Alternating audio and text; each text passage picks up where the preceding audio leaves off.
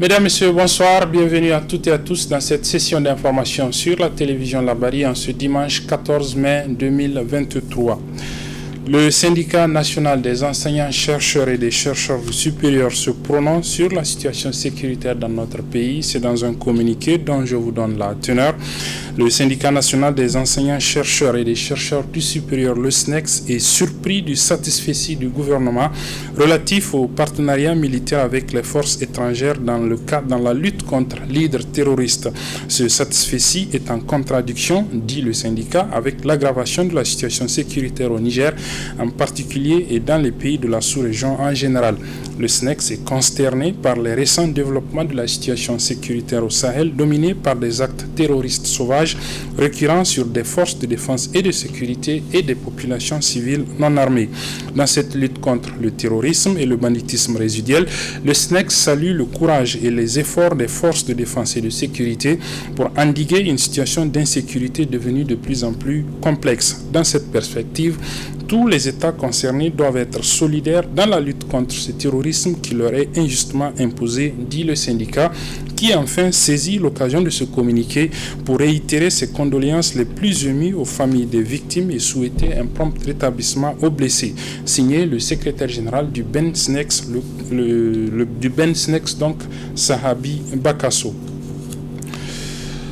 Aujourd'hui, dimanche 14 mai, c'est encore la fête avec la célébration hier de la 31e édition de la Journée nationale de la femme. À cette occasion, ce matin, le personnel féminin de la Commission nationale des droits humains, la CNDH, était ce matin au Centre national de transfusion sanguine de Niamey et à la maison d'arrêt dans le cadre des activités commémoratives de cette fête des femmes nigériennes.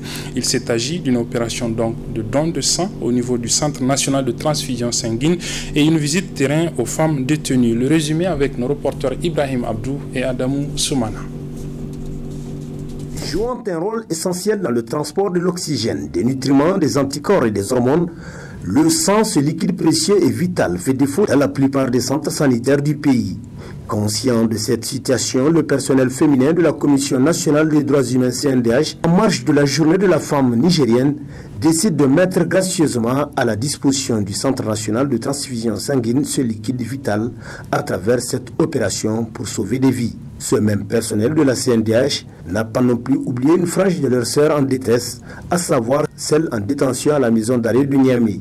Occasion pour la chef de cette délégation de donner les raisons du choix de ses actions pour magnifier la journée de la femme nigérienne. Les braves femmes, j'ai dit, c'est des femmes qui ont donné leur sang. Et ce sang-là, c'est pour sauver des vies. Parce que vous n'êtes pas sans savoir, nous avons des accidentés, des femmes donnant la vie qui meurent sur la table de maternité. Donc le sang-là peut servir.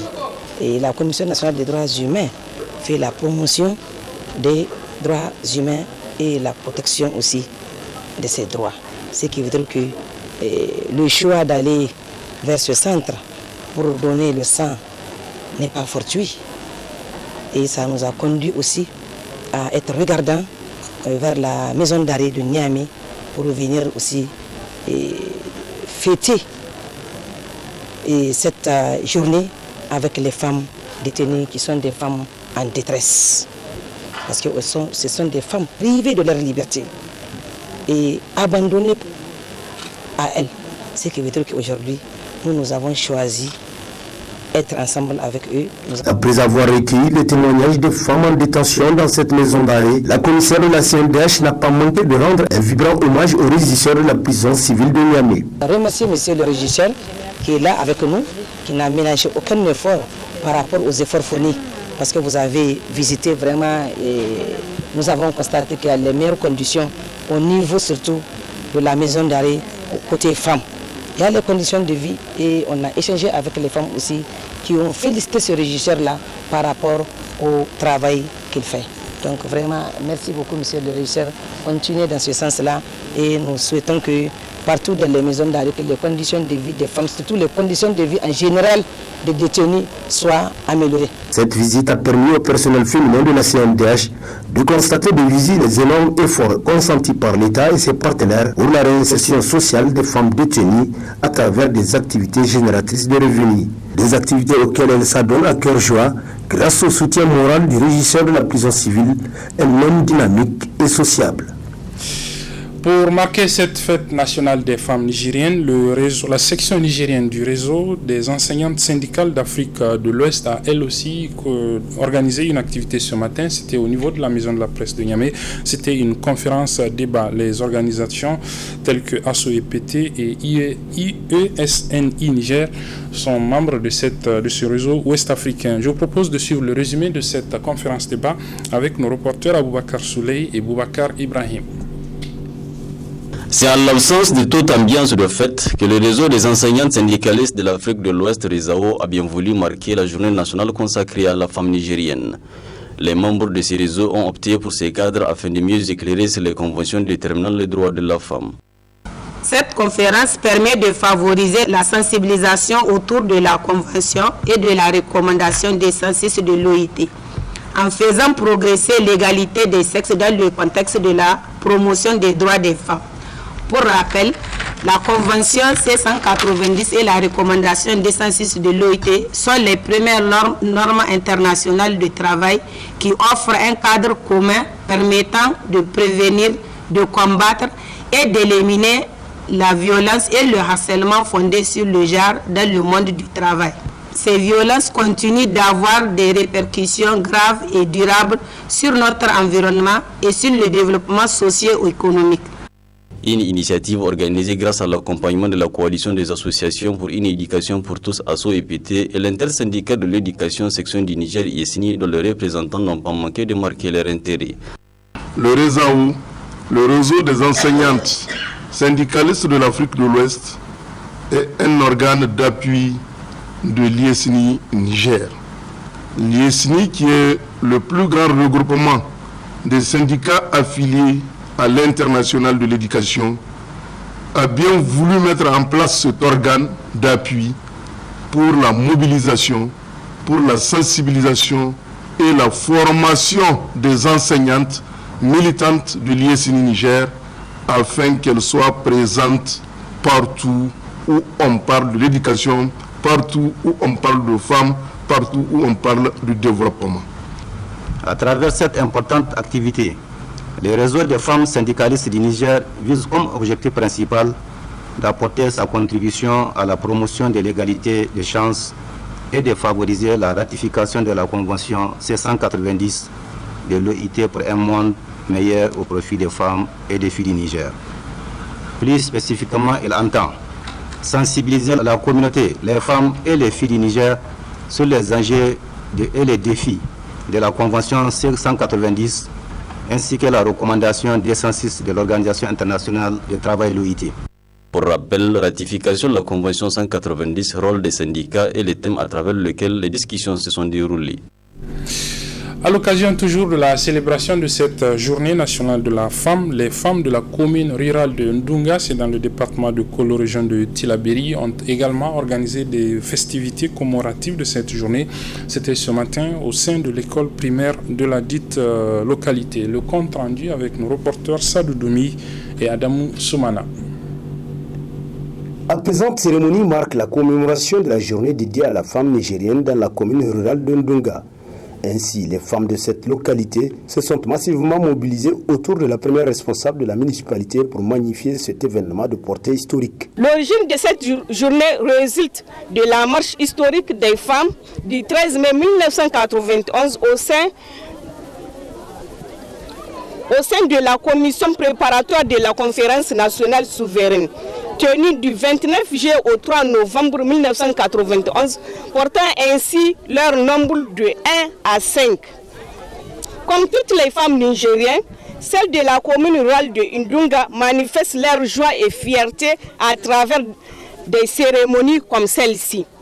Cependant, à travers cette journée d'aujourd'hui, nous allons profiter pour éveiller les consciences et susciter un changement de mentalité chez les femmes et les jeunes afin de mieux déterminer le rôle de chacun, quelle que soit sa situation sociale, s'adapter aux innovations pour se passer de la pauvreté. Appuyé par ses partenaires à l'image du programme Youth Connect, La commune rurale de Undunga entend à travers cette activité sensibiliser les femmes de son entité administrative sur des questions en lien avec le thème de cette édition, à savoir femmes et développement. Pour orienter le sujet vers la préoccupation majeure de notre commune, nous allons développer un sous-thème intitulé « Réorganisation pour un développement durable » RPDD. Chères sœurs, chers frères, chères mamans, chers papas, il est grand temps de se réorganiser et de se réunir autour d'un seul centre d'intérêt commun. Il est grand temps de voir la nécessité de participer pleinement et collectivement aux activités de développement de notre commune. Il est grand temps de se soucier de la pérennisation des acquis pour un meilleur lendemain et pour servir de bon exemple aux générations futures. Nous mettons l'accent surtout sur les femmes et les jeunes, car nous estimons que si ces derniers s'impliquent davantage dans les activités collectives de la commune, son développement sera assuré. Des activités récréatives comme les sketchs et poèmes ont marqué cette cérémonie pour joindre l'utile à l'agréable. Le clou de la cérémonie a été un jeu de questions-réponses ayant permis à certaines parmi l'assistance de s'en sortir avec des cadeaux. Voilà donc pour quelques-unes des activités qui ont été organisées aujourd'hui pour commémorer cette journée du 13 mai. Nous vous proposons cette fois-ci de revenir sur quelques-unes qui ont été organisées hier, donc la journée proprement dite. Donc, avec d'abord cette première au niveau du Conseil supérieur de la communication, où le personnel féminin de l'institution a décidé pour la première fois de célébrer cette journée. C'était donc hier. Retour sur cette activité avec notre reporter Nafissatou Yahaya.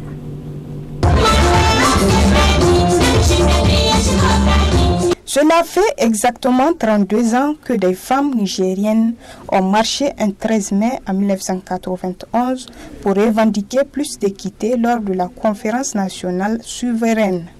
Depuis cet exploit, les femmes commémorent cette journée le 13 mai de chaque année. Les femmes du Conseil supérieur de la communication CSC n'ont pas dérogé à cette tradition en célébrant cette journée pour la première fois. Nous sommes très ravis d'être là aujourd'hui à l'occasion de la journée nationale de la femme nigérienne. Tout d'abord, nous allons remercier sincèrement le président du Conseil supérieur de la communication, M. Salif Oulabo Boucher, parce que c'est vraiment la première fois que les femmes du Conseil supérieur de la communication fêtent cette journée. Donc au nom de toutes les femmes, nous nous disons merci, merci beaucoup. Et nous sommes très fiers qu'il nous ait honorés de sa présence aujourd'hui.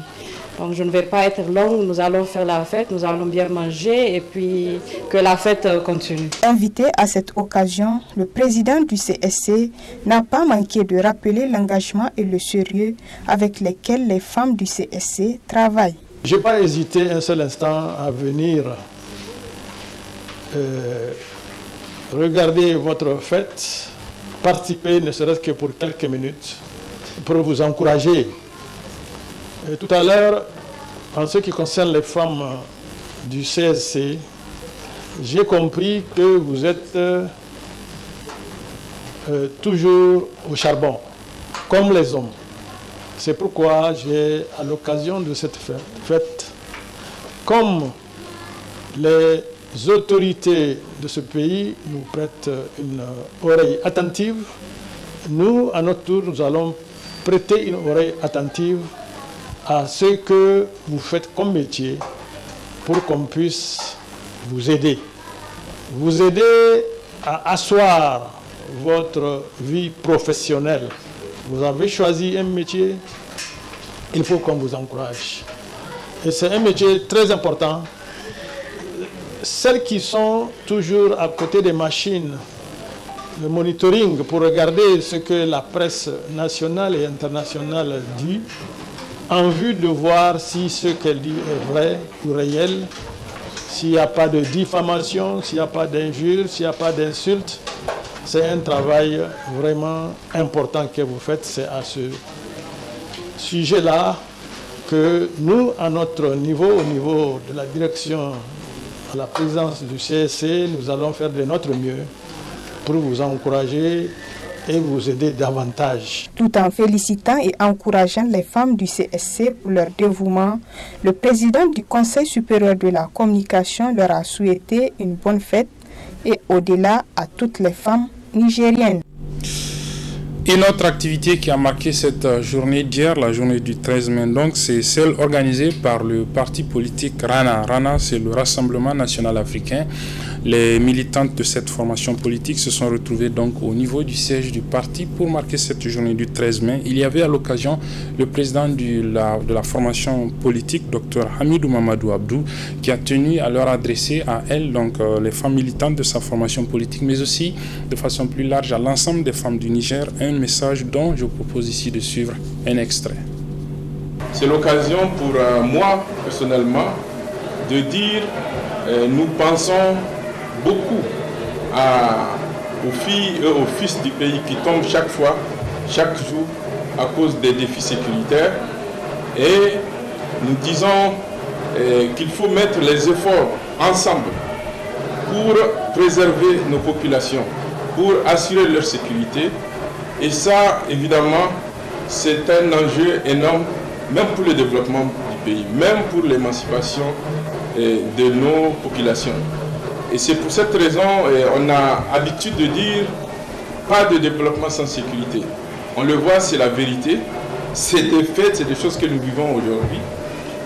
Donc nous exhortons nos autorités, les autorités du pays, à prendre en main très sérieusement, je dis bien très sérieusement, la question pour rétablir la sécurité pour nos populations. Le Niger a connu des jours meilleurs et où nos forces armées nationales ont démontré leur courage, leur capacité à préserver l'intégrité nationale, la paix sur le territoire national et à assurer le développement de ce pays. Mais je pense qu'il ne faut pas oublier que la question sécuritaire, c'est une question qui est posée à tous. Mais ceux qui ont le pouvoir aujourd'hui, je n'ai pas le sentiment que tout est mis pour assurer cette sécurité. Ce n'est pas qu'on n'a pas les moyens, ce n'est pas que nous n'avons pas des hommes et des femmes valeureux, mais il faut vraiment une stratégie qui soit cohérente avec les besoins de nos populations. Et c'est le message que je fais et que je pense toutes ces femmes, toutes ces demoiselles dont on célèbre la journée nationale aujourd'hui seront d'accord avec moi que c'est l'enjeu principal que le Niger traverse aujourd'hui, la question sécuritaire. J'exhorte encore une fois les autorités de notre pays à prendre les bonnes décisions, les décisions qui ont des résultats concrets pour que toute Nigérienne et tout Nigérien puisse circuler sur tous les territoires nationaux sans se faire un souci pour sa propre sécurité. Voilà le message que je lance aux autorités, à la population nigérienne par rapport à cette journée nationale de la femme nigérienne. Voilà, c'est sur ce donc que se referme cette édition en souhaitant à nouveau bonne fête à l'ensemble des femmes du Niger. Nous vous remercions d'avoir suivi cette édition d'information sur la télévision. Merci également aux équipes techniques et rédactionnelles qui m'ont aidé à la présenter. Les programmes se poursuivent sur la télévision Labari. Au revoir.